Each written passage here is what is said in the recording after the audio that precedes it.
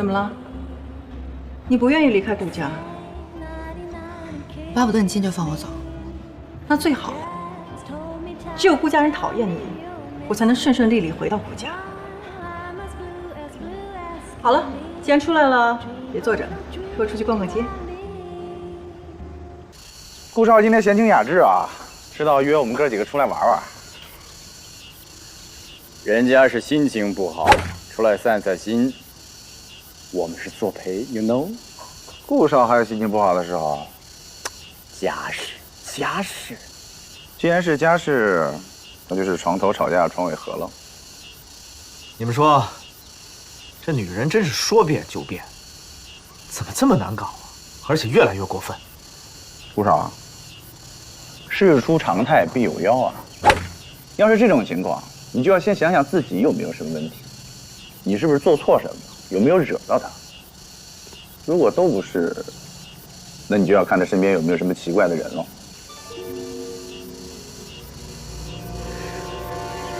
你说的还真有道理。这个贺锦熙的变化，就是从他表姐来了之后，会不会跟他表姐有关系？对呀，他那表姐不是对你动过真心思吗？说不定这个事情就跟这件事有关。这个事还不错吧，有点小，有没有比它再大点的？有的，您稍等。等一下看看。这个我喜欢，就它了。你把这个还有这个都给我包起来。你去买单。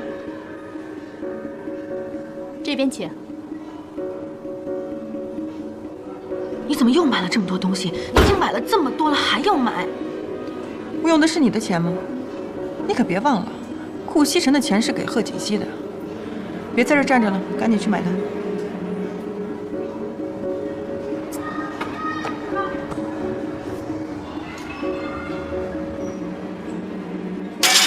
这个贺锦熙太不像话了，平时不见得花钱，一下子就刷了上百万。老方，他都买了什么了？啊，听银行张经理说，少夫人应该是买了一些奢侈品，所以刷了这么多钱。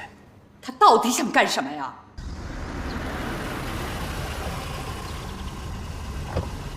少夫人，怎么了，露露？少夫人，我有事情要请教你。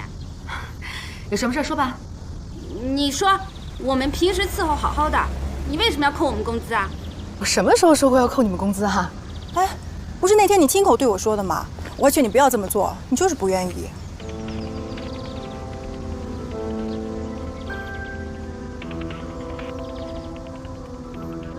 对，是我说的。你们工作做得不好，当然要扣工资了。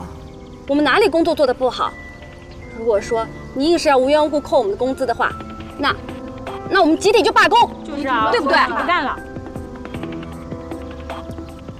能干就干，如果觉得不服的话，全给我收拾包袱走。少夫人，少夫人，哎，露露，哎，你们先过来，姐，听我把话说完好吗？这件事情是我表妹做的不对，我代她向你们道歉。你们放心，我一定不会让她扣你们工资的。苏小姐，你说话算不算数啊？你们放心，如果她一定要扣你们工资，那这个钱我自己补上。是。真的？是。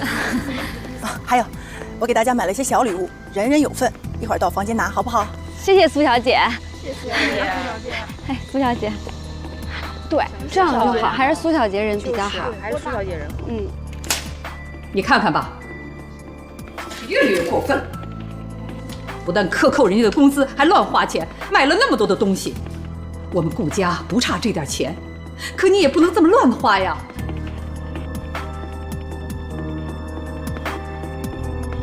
我好心送你礼物，你不要还给我甩脸色，你什么意思？你是在用钱砸，你知道吗？你把我当什么人了？以前所有的女人都让我给她们买包买礼物，你们女人不就这点爱好吗？那是他们，不是我。